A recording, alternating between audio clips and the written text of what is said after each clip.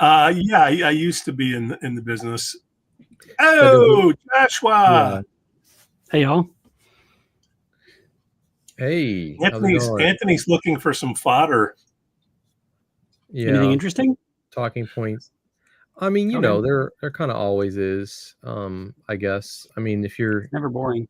the right frame of mind, I guess. Yeah, it depends on how you orient to the feeling of always feeling like there's homework due. Speaking of which, how's your course coming? What do we call that again, Joshua? I thought about giving it like a name, like I thought maybe giving it like Foundations as like a name or something like that. So I don't know. I think I just settled on a hosting platform. I've got maybe 10 hours recorded. I need to do a lot of editing. I want to redo 2 or 3 hours. I'm never going to be perfectly happy. At some point, you just have to stop, you know? And I think it was, I found like a really good study that fit a module I already recorded. And I was like, oh, I want to put that study in there. And it's like, okay, maybe I'll like, I'll change back into the old clothes and I'll like splice it in. It's just, I don't know. Like, how much do you care, you know? I care that when there's a day when AI can actually do the video editing for us. Sure. Yeah. I try, like the goal is to be so well prepared on the classes that I just know the content. And so I can just sit down and talk for 2 hours on the slides. And then if someone said, well, I want a live version, I could just do a live version with no effort. And the point is to get to the point where I have like a presentation that I like know really well. That's kind of what I'm trying to do, I think, to a degree. It's about self-education as much as anything. What was the last chapter you worked on, or heading, or topic? I went on low voltage fast phenotypes, which is heavily associated with anxiety, insomnia, and alcoholism. You can see other variants like opioid and benzo use, though it's more alcoholism and benzo use is more what you see. Can be anxiety, can be insomnia, obviously. And you're going to get other type of like workaholic type dynamics that you'll see with those types of brains. Yeah. Oh, wait a minute. Joy. Oh! No, it's Jay. The master. The master guy. There he is. Hello. I love it. Well, how's your day going? Better now. Yeah. Hello. I'm at the computer, so distance vision isn't what I need. If I want to see something, I have to take this out. So it's on a nice chain that goes right in the pocket. So I like it. Yeah. Anyway, what if you had another eye patch and you had that monocle stuck in it? So you have two of them. Crisscross. I say we do another round of bobbleheads, and the next one will have the monocle. That's what I say. Well, the most recent round of bobbleheads that I heard about has more gray in the beard than the original had. So, but I don't know. I don't know how much else they've changed. I mean, that's an easy cosmetic to change. There's a few rounds. Yeah. Yeah. I have the white shirt with the label and more brown beard. Yeah, and the beard is kind of like this, only about that long, not quite. Not. I've got some wild hairs, you know. The proof is, here's my wild hairs. These 4 or 5, they go down there to my navel. The rest of them aren't anywhere near the same, but they're survivors. Oh, well, that's wild hairs for you, you know. Jay, what's adrenal fatigue? Somebody's sporting a cocktail. The viral cortisol cocktail claims to reduce stress, but does it really work? How could that be? Right. A cortisol cocktail is called hydrocortisone. Prescription. And that's probably not what they're talking about. If you eat hydrocortisone, it's a steroid. If you do it on a chronic basis, it demineralizes your bones. Exactly. It thins your skin. It erodes your hippocampus.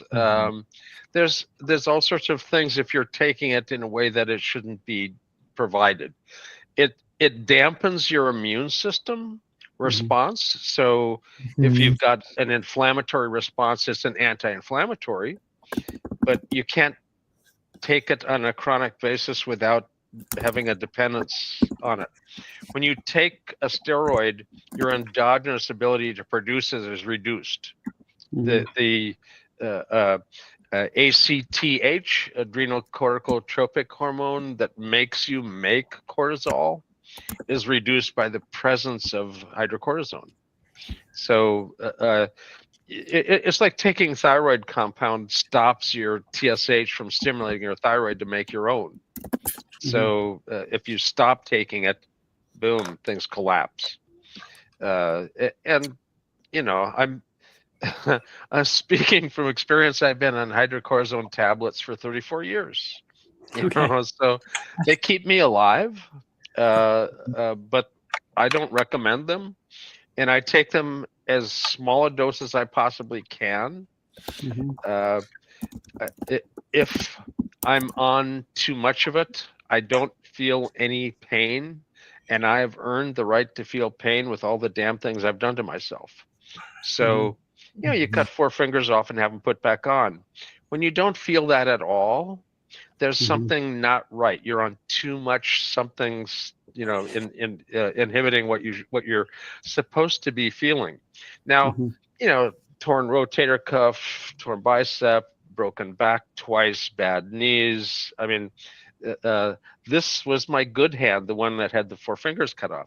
That's my good hand. The other one hardly works at all. So, you know, I've earned the right to feel some of those things. If I don't feel any of them, I'm on too much steroid. If I'm feeling all of them, I'm on not enough steroid. So, you know, I've got a sense of my cortisol level based on amount of inflammation I have. My neuroendocrinologist, who's long since passed, I mean, it's been 34 years. You know, he was my neuroendocrinologist 34 years ago, and he was in his senior years then. So he's long gone. But he was having trouble finding a dose for me. But, you know, if you've got a pituitary, and it's making adjustments in how much steroid it's calling for based on your inflammation. If you're too inflamed, it's going to make more steroid to counter it. So your body's making adjustments all the time, a little more, a little less, a little more, a little less, to kind of have enough steroid to get by with, but not too much. And if I'm taking a standard dose, it's like having only that amount. And if I'm more active, I would normally make more. If I'm less active, I would normally make less. And if you're on a standard dose, now I was still traveling internationally, and when I'd be on a 2-week international trip, I wouldn't be on enough, and I'd come home and sit in the chair for 2 more weeks in between international trips. I'm on too much. Too much, not enough, you know. So he was having trouble getting blood levels that were okay. And I told him, okay, let me take it PRN. And he said, there's no way for you to sense your steroid level. You don't have a steroid sensor. I said, you're wrong. And I told him, you know, all the damage, and you know, if I'm not feeling any of it, I'm on too much, and I'm, yeah. So I gave him the story, and he said, okay, we'll try it, but don't tell anybody. He's long since gone, so there's no problem there. But I gave him normal blood levels because I had a sensation of how much or not enough based on the sensation of pain. Not everybody has damaged themselves well enough to be a good expert on their steroid level. You may do swab cortisol level to tell what your cortisol level's at, but you know, I recommend avoiding taking steroids unless you absolutely need it, and then to take it at low doses you can possibly tolerate. I can take less, but I start to actually hurt bad. And I always have the choice. If I quit taking my meds, I have a couple of days, you know, so, but they won't be pleasant. I'll say that, you know. So Could I back in answer the the day, cortisol question too? yeah, go ahead. So nobody's going to care about this, but I have a friend who's constantly sending me videos on cortisol, and I'm always telling her the truth, and she doesn't really, it goes in one ear at the other. So I kind of expect this is going to happen. Adrenal fatigue is not a medically recognized condition. There is a condition called adrenal insufficiency or Addison's disease, which is an autoimmune disorder. There is some contention that you can have maybe a subclinical lack of adrenaline. But as far as the cortisol, that's another viral myth. So there's this idea that if you're stressed out all the time, you have too much cortisol. Well, as Jay says, cortisol performs good functions. I think it's reasonable to think that it can be chronically elevated, and that could be bad. That could actually become inflammatory. But when they look at, I'll just tell you, there was a big expose I read on Scientific American. They found out that veteran PTSD sufferers actually have reduced cortisol levels. And that is one of the primary findings in PTSD. And it is one of the things that they found was a sign that rats can transmit PTSD to their offspring. So and then they found out that it was actually happening in human veterans. So this idea, and people promote these supplements to lower your cortisol. Well, Andrew Huberman, who's a Stanford neurobiologist, he says you only want to take these things a couple days in a row, because if they were reducing your cortisol, you'd lose bone mass like Jay's talking about, and it would be inflammatory. But two, a lot of them, like ashwagandha, are working on your GABA receptors. And I can tell you from knowing many people that it's gone bad, you don't want to chronically activate your GABA receptors, because it can create withdrawal and a long-term syndrome. And so what I tell people who tell me they're feeling stressed is, apart from neurofeedback, they need to look into, the quickest one would be breathing exercises. And there's something, not just slow breathing, 5 seconds in, 5 seconds out, but also something called the physiological sigh, which is like two breaths in and then a long breath out. Huberman says that is the quickest way to resolve anxiety ever recorded in a lab when they measure heart rate, okay? And then the other thing would be an easy thing, because neurofeedback is it takes a lot of willpower. Most people, I don't want to say, a lot of people aren't going to do it. So I also mentioned something like magnesium, which I know for certain there's studies there's studies out there showing it reduces anxiety. I get a big anti-anxiety benefit from it. But yeah, it's just, if something is a video on Instagram, I would just immediately discount it. Just don't even trust it. Please don't bother other people by sending it stuff. You could tell that I'm wound up, because this is a conversation I've had a million times. So thanks for that's my rant. There you go. Jay, you brought up roids. It makes me think back in the 80s of playing ball and roid rage. What was going on? Anabolic steroids are different. I mean, there's lots of different kinds of steroids, but anabolic steroids are like testosterone. Yeah. And if you take an anabolic steroid, it's going to change your muscle mass and body fat ratios and all of that. You're going to bulk up. But let's say you start your testosterone level here, and you've taken more of it for a while, and now you're all bulked up.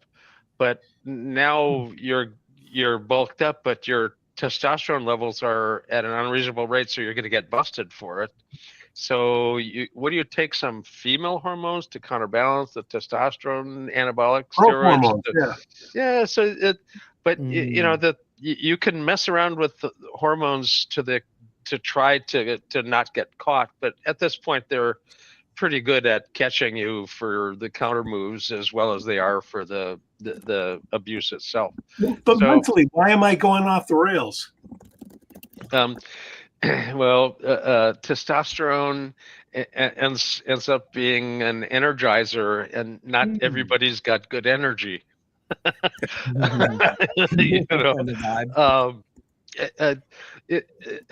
Testosterone increases the strength and duration of your energy, and if it's good energy, that's a good thing. But if it's not, it's really not. You can become overamped. Not every engine can burn nitromethane without blowing up, and taking anabolic steroids and getting yourself into an overamped circumstance doesn't do your brain any good. You can become explosively amped up. Like I say, not every engine will burn nitromethane without a gasket going. You know, there is some suggestion in the research, Pete, and again, when medically necessary, you know, take your doctor's advice. But testosterone, there's some evidence suggesting it can reduce empathy. And I'll give you some examples. There's a study showing that both men and women with elevated levels of testosterone have more avoidant traits. There is a study, I believe it's called Cold. The study is literally called Cold, Dominant, Avoidant, and Lonely. And it said patients with high testosterone often have these personality traits.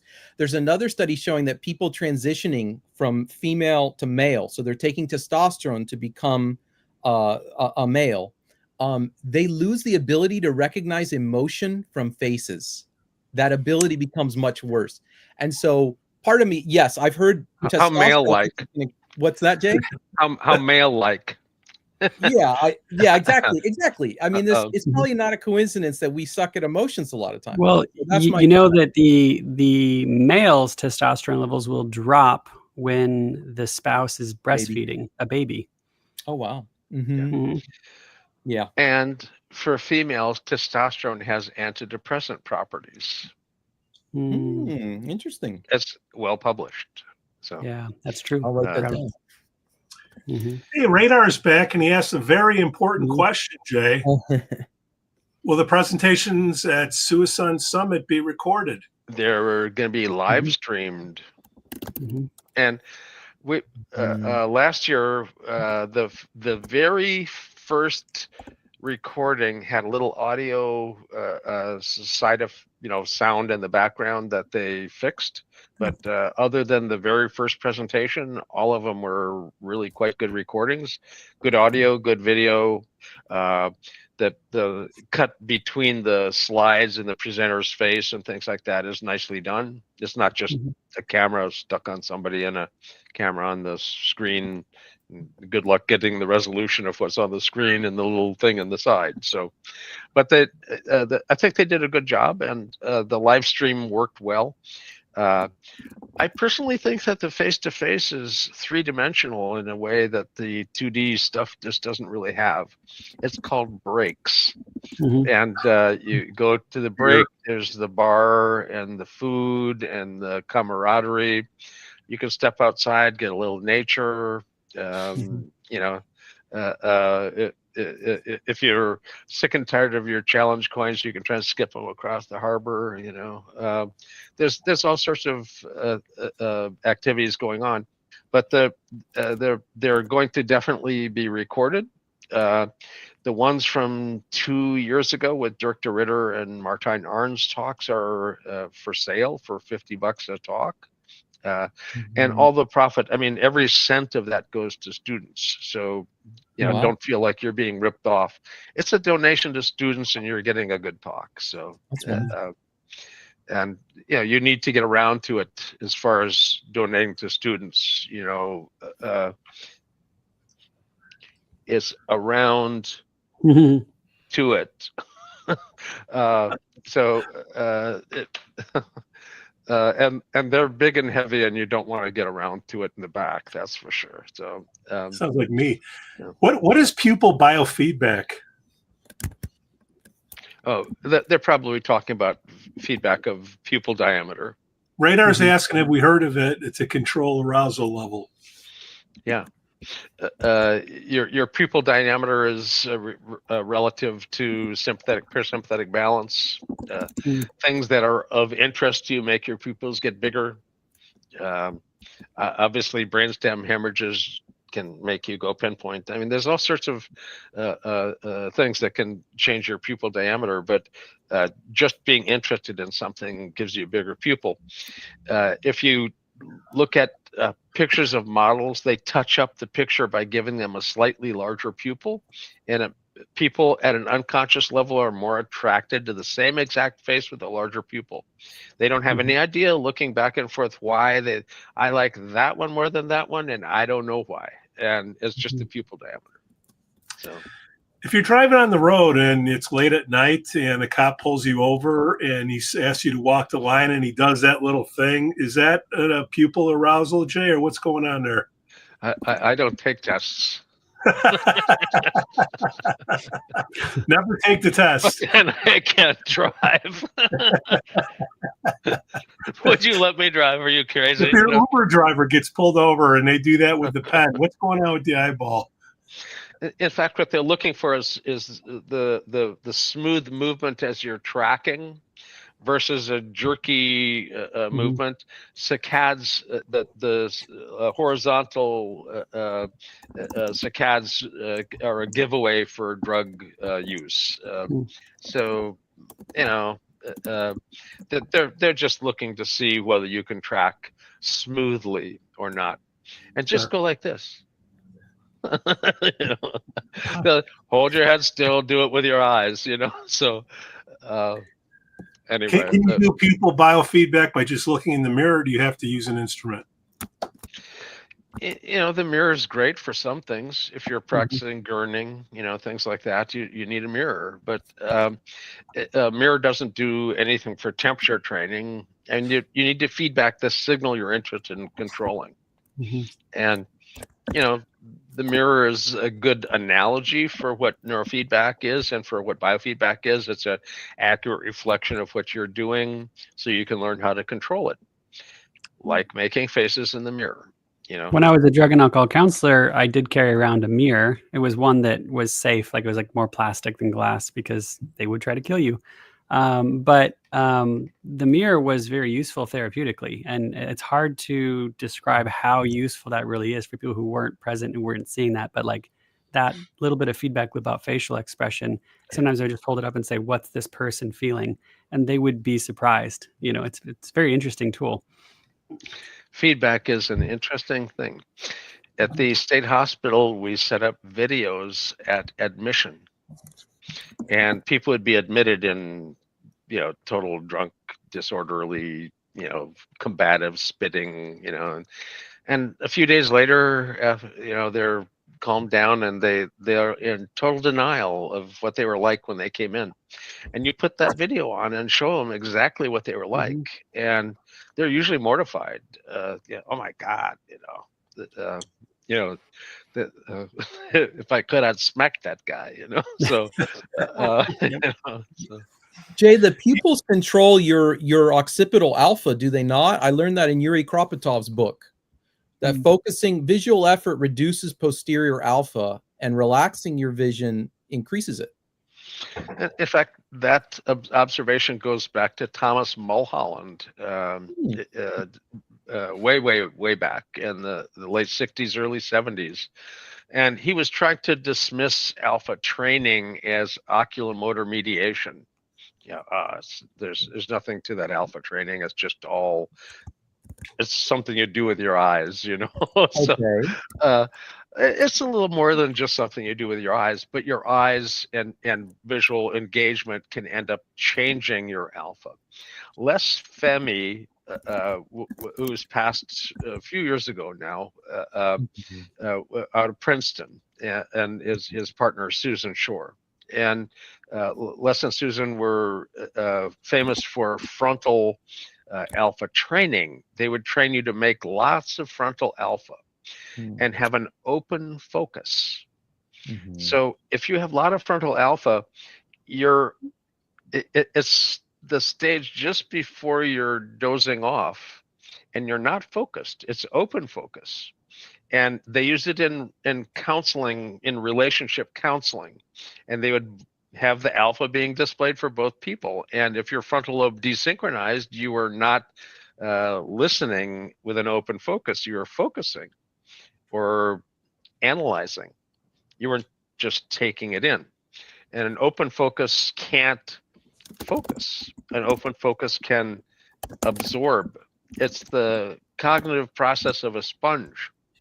You know, you take it in, but you can't be analytically defensive or anything like that.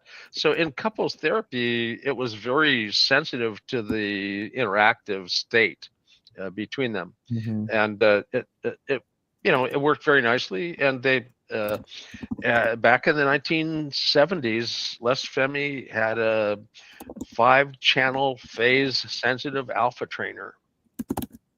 That goes a long ways back.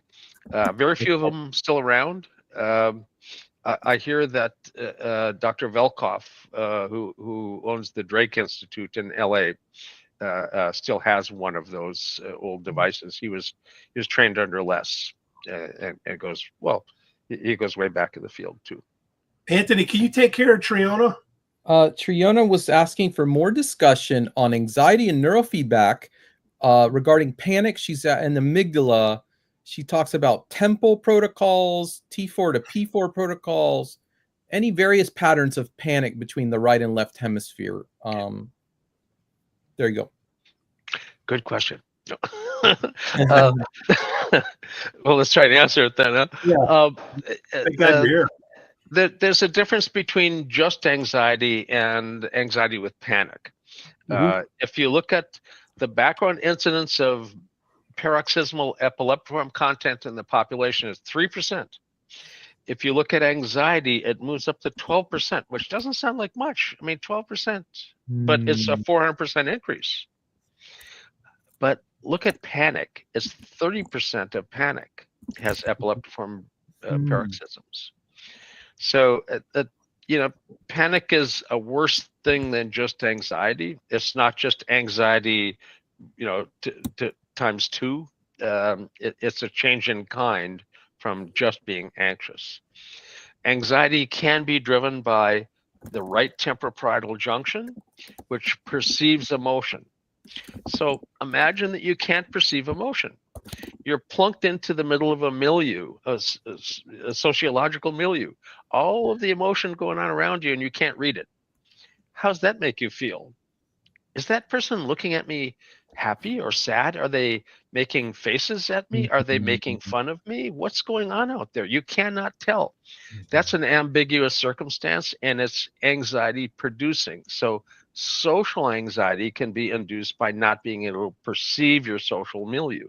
And that spot, right temporoparietal junction, is spatial perception of emotional content, faces, body language, and also the tone of speech. So the song of speech, not the words, but the song of speech. Dog speak, prosody. So, yeah, you said that. And what about when you're a young mother, Jay? Anxiety can also be driven by the anterior cingulate. And the anterior cingulate is a perseverative overfocus. You think on something that, it makes you anxious, but you can't unlock your focus on it.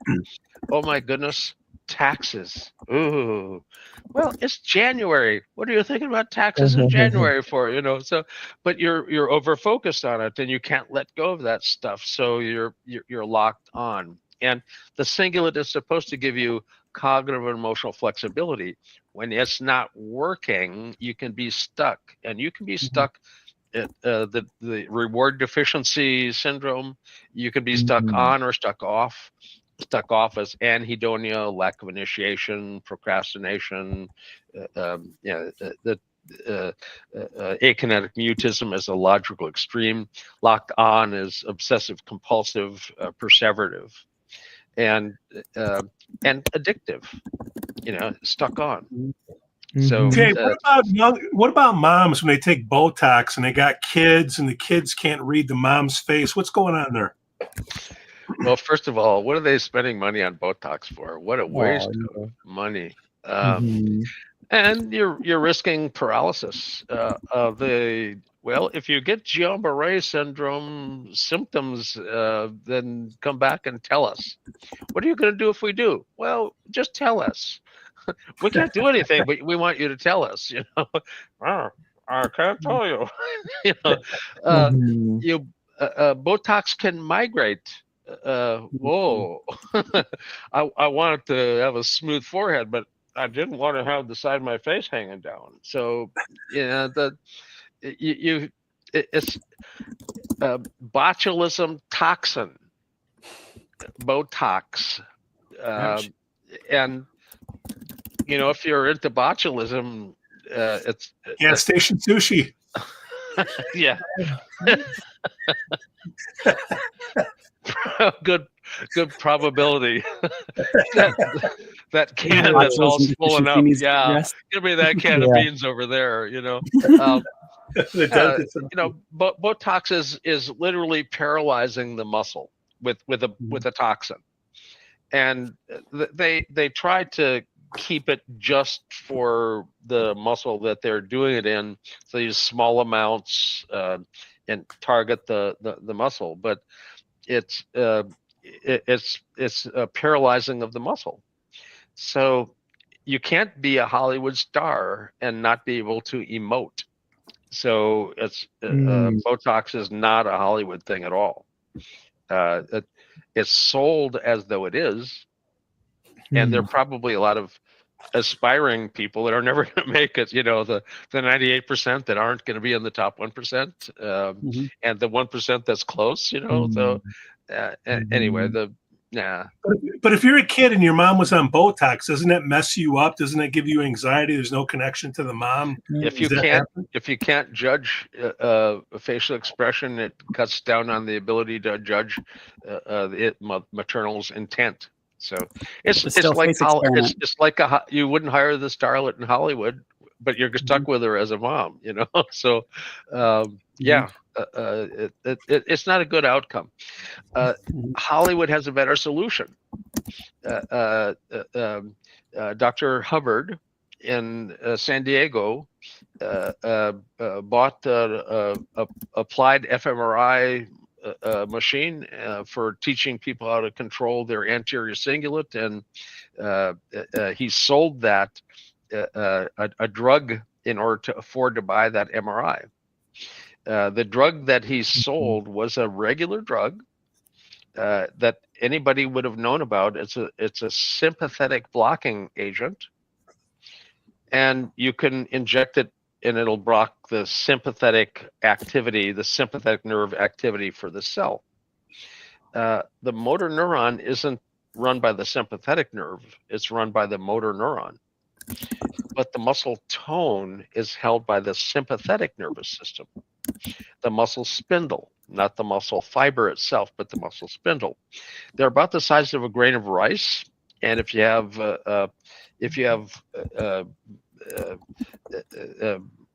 pain and lots of spots, trigger points, those are the muscle spindle. If you poke them, they fire and you have pain.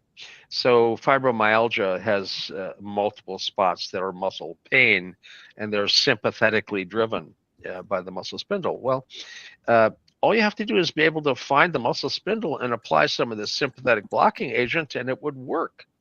Well, how do you get the sympathetic blocking agent to the muscle spindle inside the muscle? Well, the muscle spindle is making its own electrical discharge.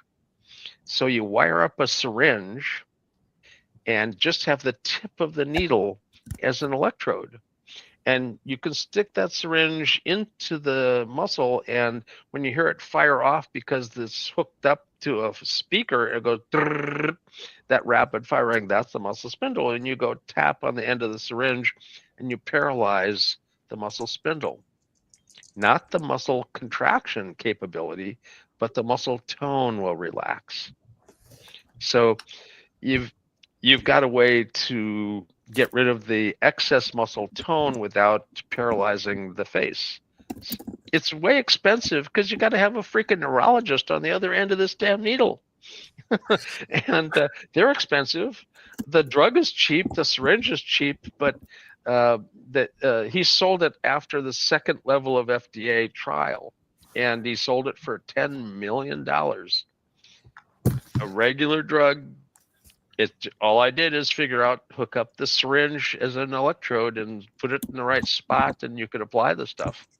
So that was enough for him to make 10 million and become the first person to own an applied fMRI center, which he operated for a few years. You could do biofeedback for your anterior cingulate inside of the fMRI, which was proven to be quite effective at Stanford previous to that. Now, David Hubbard happened to be obsessive and he wanted to work on his OCD, so he bought himself a freaking MRI, and we brought Sitaram and the Burbommer over from Germany to help him program it, because you can buy the Siemens 3 Tesla scanner, but nobody tells you the software how to make it for feedback. So I hooked them up, and he ended up learning how to not be obsessed anymore, and eventually sold his applied fMRI center for a profit. So, Radar's asking, Radar's asking about SCP training. What's it best used for? Slow cortical potential training was before infraslow and infralow talks, which are more current descriptions of very low frequency content. Slow cortical potentials were being trained in Germany. Slow cortical potential is the baseline the EG rides on. It can rise up a little. Electronegative is up in EG land. Electronegative is down in the rest of the EG, rest of the electronics world. Electronegative is down. But for EG only, electronegative is up. Everyone knew we were backwards right from the start, and that's true. So electronegative is up for us. So if the baseline rises, the area becomes more active and more oscillatory activity. If it goes electropositive, it shuts it down. So if you have epilepsy, you can literally go electropositive and turn off the discharge. And that was what they were training for in Burbommer's lab, was epilepsy. They did about 30 years of research at CZ, slow cortical potential training, and very, very good efficacy work. It goes back to the late 60s, early 70s. He actually had a circuit diagram and parts list, and the software, a little bit of simple code back in a Pong era of a game that you could play with the DC amp you could build. So, but he's an academic. He wasn't selling the device. He was providing the ability for others to do it. And you could literally learn how to activate or inactivate a brain area. Now, after Burbommer retired and left the lab, they actually moved from CZ to FC, and instead of turning down the level of activity in the motor strip, they turned up the level of frontal activity for ADD. So you can activate or inactivate networks with slow cortical potential training. And it's the same kind of a signal, different name. There's a little bit more specificity of what specific frequency people think that they're working with, but the slow cortical potential is easily identified in neurophysiology as something that can activate and inactivate cortical areas, and it's been well demonstrated. A normal person can learn to control the slow cortical potential in about 4 hours. That's 8 half-hour sessions, and your attention spans. You're lucky if you get 30 minutes of attention. You know, you're extraordinary if you do. But a half-hour session is about as long as anybody's going to sit there and focus on something. So where would you recommend a practitioner go to learn about that? Because that's one that I haven't added to my toolbox quite yet. I've done other versions of it, but not that one. Slow cortical potential is basically taught over in Germany, and actually very few people from that lab persisted, but the knowledge from that lab kind of populated information into the other labs in Austria. Salzburg and Graz, Austria, all have slow cortical potential work that they do as well. So it's a European thing. I'll look into it. Sarah Wyckoff, who's in the United States. Sarah learned German and went to Burbommer's lab to learn about, she got her PhD in Tübingen. So she's well equipped to counsel you on slow cortical potential, having been trained in that lab in that area. So, Pete, I wanted to tee Jay up for Triona's question. She's saying, okay, that was a funny detour on Botox, but I'm trying to understand panic, and I wanted to just summarize that Triona, I think partly what Jay is getting at is there's different sort of phenotypes or sources of somebody's anxiety. And he mentioned some. He mentioned they could have epileptic discharges. They could have social anxiety stemming from the right temporoparietal junction at T6 or P8. There could be a lot of alpha or other spectra there. That could be the source of the anxiety. And then the third was the anterior cingulate. So I think he is sort of giving you answers, but I'll TJ up if he wants to explicate more there. Oh, and I think she specifically wants to focus on panic, and well, that. Why are you so anxious, Triona? It's an important differentiation. You know, there's a temporal lobe structure, the bulbar area, that it perceives the sense of smell, the sense of taste. And when that area is not working right, you also get emotions that end up not being real. So you can get a pseudobulbar affect, that false emotion from the bulbar area in the temporal lobe, and it's the same spot that you can get the false sense of smell. The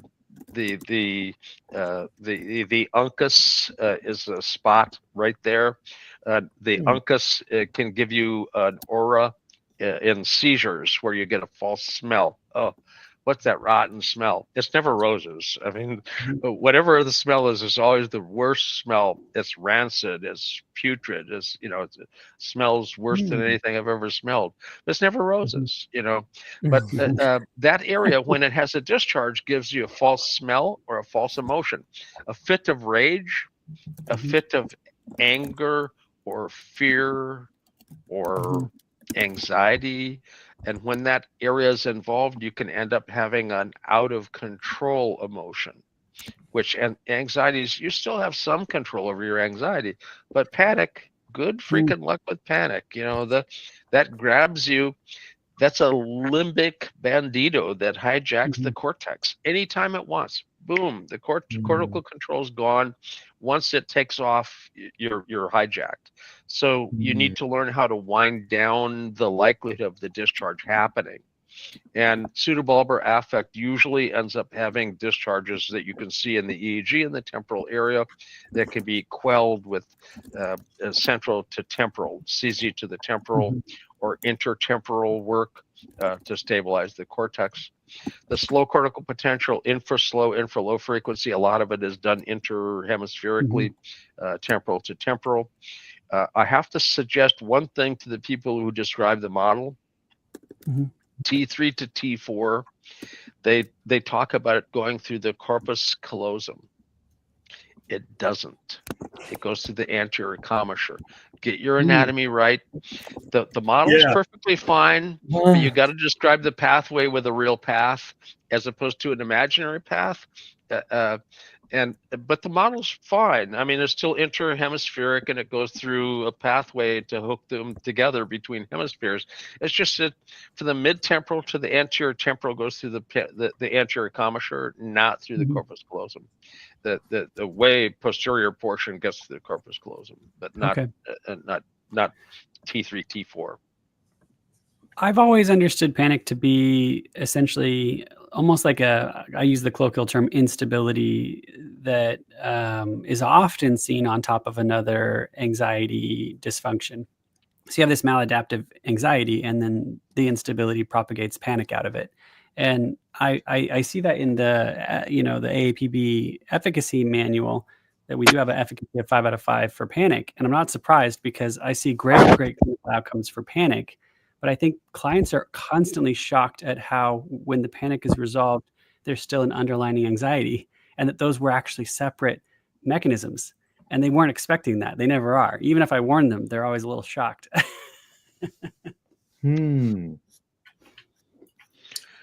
Triona, is that okay?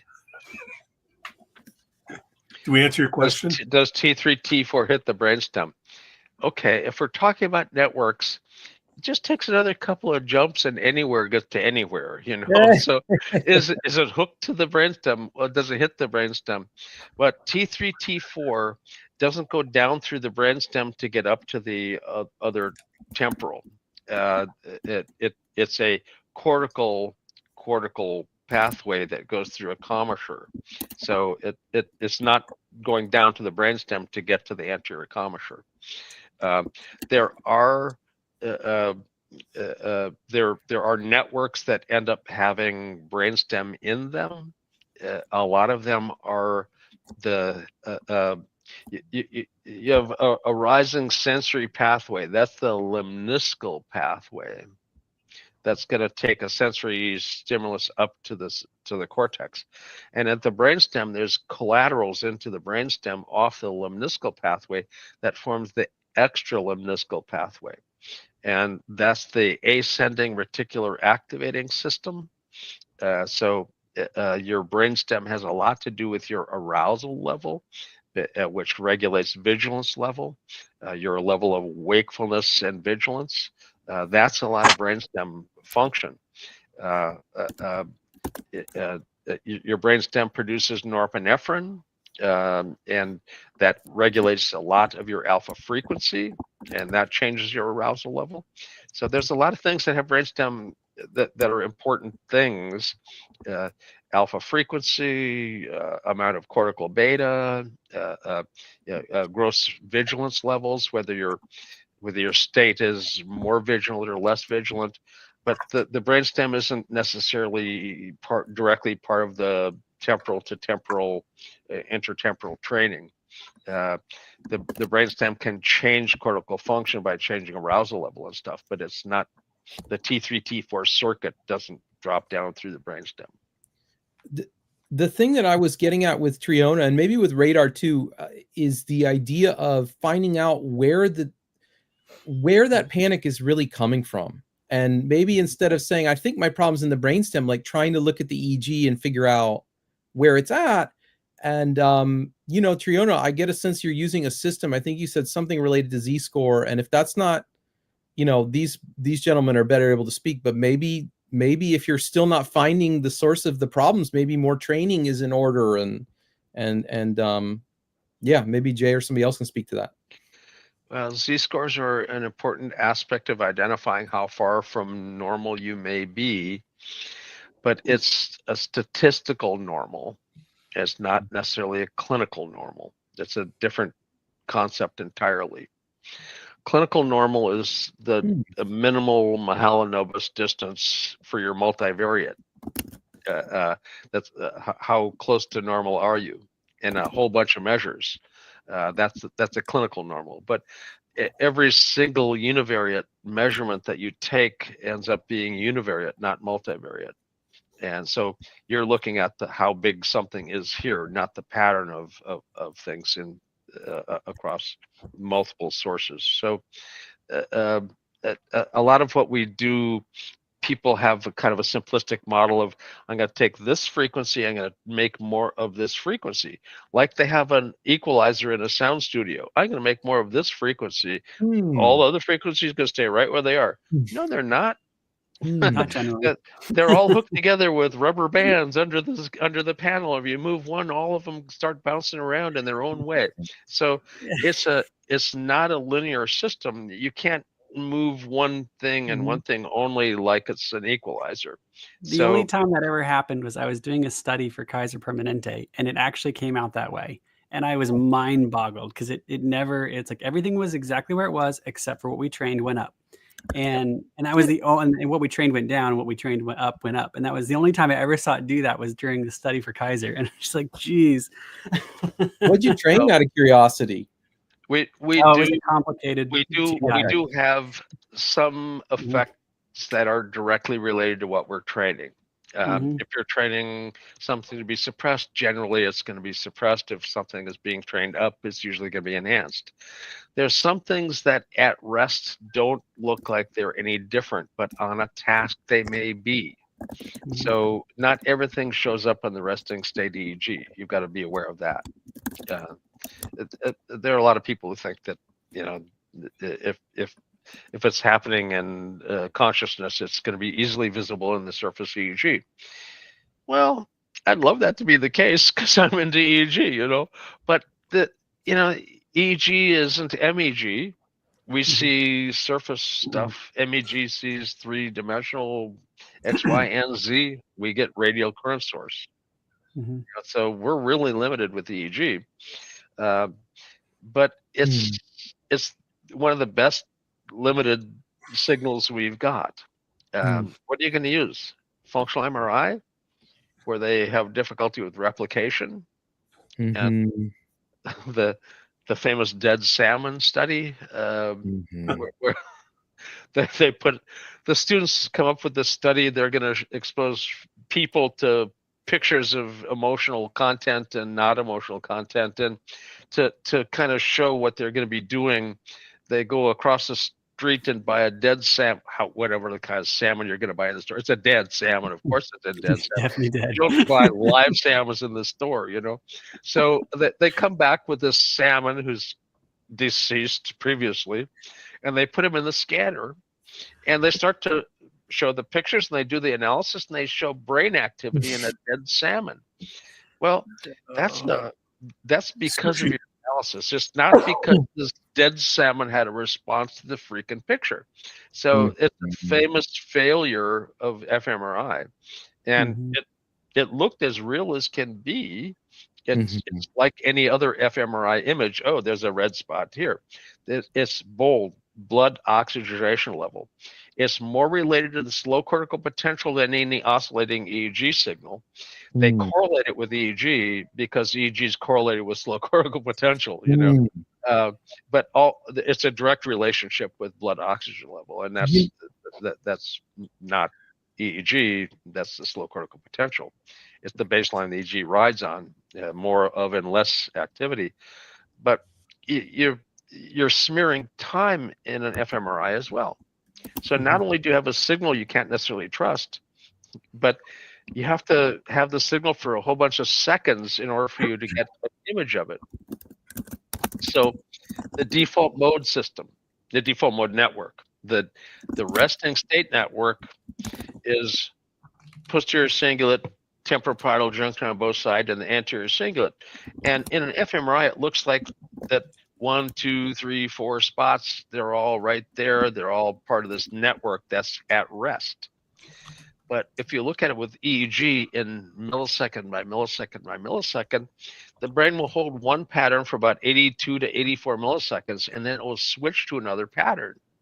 And it will be posterior cingulate checking the content on the left parietal with a bidirectional alpha and beta pathway for 82 to 84 milliseconds. Hey, what's going on the left? Then it switches over. Oh, what's going on the right?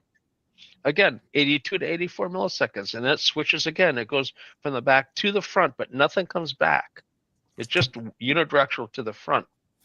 If the anterior cingulate becomes active and sends a signal back, it turns off the default mode entirely. That's the salience network turning off the default mode network. But then if that unidirectional, the third segment of this happens, then it's the posterior cingulate all by itself. So it's actually 4 pieces rapidly flip-flopping. The posterior cingulate's there all 4 times. If you look at the fMRI signal, it looks like a big signal at PZ, posterior cingulate, small signals in the other 3 spots. And why are they small? They're only there 1 out of 4 times. You know, the other ones, they're all 4 times. So if you smear time for 20 seconds, it looks like it's at rest. It's not. The brain's not at rest. It's twiddling its thumbs. Every 84 milliseconds, it's got another twiddle going. And flip here, flip there, send up there, nothing coming back. Let's do it again. And then it's kind of like a conga line dance. Check to the left, check to the right. It's you know, and they do it again and again, and they keep going, and that's the resting state background alpha pattern that keeps going. And you can stop it with a salience, but at rest, it's not at rest. Jay, when somebody, to stay on panic attacks, if someone's getting training and it's hot, it's 91 degrees in Chicago, it's humid, and you're dehydrated, especially after a night of drinking, how does that play into the electrolytes and your training and panic and all that? Sounds like a bad night there, Pete. Or a good day. No, Good day. I remember Fargo. I don't know Chicago, but the same effect seemed to have happened in Fargo before too. So, if you goof up your electrolytes, you're going to be goofing with your metabolic function. Getting hammered and coming in for your neurofeedback session hungover isn't necessarily a way to optimize your outcomes. It's not efficient. No, it's an inefficient training technique. So I'd recommend altering the evening before behavior before you worry about. But does dehydration kick off a panic attack? Can it? Well, dehydration can kick off instabilities. And instabilities can end up being discharges, and that's not a good thing. An epileptiform discharge, again, is present in a third of the people that have panic. So, if you're suffering from panic, it's good to get your EEG looked at. Don't expect your psychiatrist to say, let's look at your EEG, because that's not in their playbook. They listen to your story. It sounds to me like this story I heard before, and that makes you this category. The problem with that diagnostic approach is that it doesn't predict effective therapy at all. There's no predictive validity to that diagnostic approach. So, don't expect your psychiatrist to come up with the correct solution from listening to your story. If they listen to your story and they come up with a guess as to what it might be, there's actually testing that can actually match the physiological patterns to see if it matches the guess that they've got. If you're a cardiologist and they come to you with chest pain complaints and you send them all for angioplasty, half of them have indigestion. The symptom tells you what to test. Oh, get an EKG. Oh, your EKG is fine. You don't need a cardiologist. You need go to see your GI doc and look at your diet and GI system. So you know where the best place to get dehydrated is? Sioux Sun City, October 8th, Trey. What's going on there? The Sioux Summit since 2018, we've been meeting here in Sassoon because I can't travel anymore. And the rest of the people are wonderful folks that go out of their way to come to here, to this little tiny burg of 29,000 folks. And they get together for 3 days. We take over the yacht club because it can hold that many people. The hotels don't have meeting rooms that are big enough to hold our little tiny meeting because it's a little tiny town with 2 hotels. And the first year, 2018, we only had 1 hotel. So we're moving right on up. We've got a Holiday Inn Express now too. So, but the yacht club is a nice venue. It has a bar, a full service bar. It's right on the waterfront, and it has a room that can seat 80 people, classroom style. And I think we're just about 15 shy of filling it at this point. Wow. So you should warn me. You better hurry up. Well, there's always the live stream. We'll take a waiting list, and there's always somebody who was. It is different though, being there. It's worth it. Yeah, it's really good. I'm kind of prone towards the 3D thing myself. I get 2D all the time online. That's my day-to-day consumption is 2D people and Renita, and the dog. They're 3D, but it's a wonderful outing for me because it's local, and I really am not well enough to travel. It's a stretch for me even to do the local event, but it's. If you didn't know if you're going to live another day, wouldn't you go to the party? So that's why I go to these events. And it's iffy for me, but that's life. It's Anthony. You know of any good Facebook groups where you can nerd out in? Yeah, there needs to be a NeuroNoodles one. No, You guys know they've all heard it by now. But no, they don't. Facebook. You get new listeners every 30 seconds, Anthony. All right. So Brain Master Group, Neurofeedback Exchange Group, and then my group, which is more general science and technology discovery. So thank you, Pete. And thank you to Triona. Triona, I was just trying to give context to answers, and his approach can differ from some other approaches. So I was just really trying to sell that approach, and we really appreciate you being here. So have a great week. Thank you. Don't listen to anything we say here, Triona. Joshua, you know of any good programs I can study up on neurofeedback? Oh, I like mentoring. I know Jay's probably stretched, but there's lots of good mentors out there. I'm hoping to put together a workshop. I've got 10 hours recorded. Give me another month and I'll have something for you, I think, Got it. But at the moment, I just got pretty promo videos and I'm still working on integrating it into an actual host platform. But you'll hear it here first. Raw data interpretation, and we want to teach people how to understand the actual waveforms themselves and how to de-artifact it correctly and take your time and not use automation. Well, thank you, Anthony, Joshua, Jay. Every Wednesday, 6 p.m. Central, we get together at the bar. We talk a little bit. We get a little dehydrated. Thank you, Radar, Jayhan, Triona, of course. Thank you for showing up for another great Q&A in the Neuronoodle Neurofeedback podcast. Thank you all. Have a great night. All right. Thank you, everybody. All right. Bye. Be there next week. See ya. Bye. See ya. Bye-bye.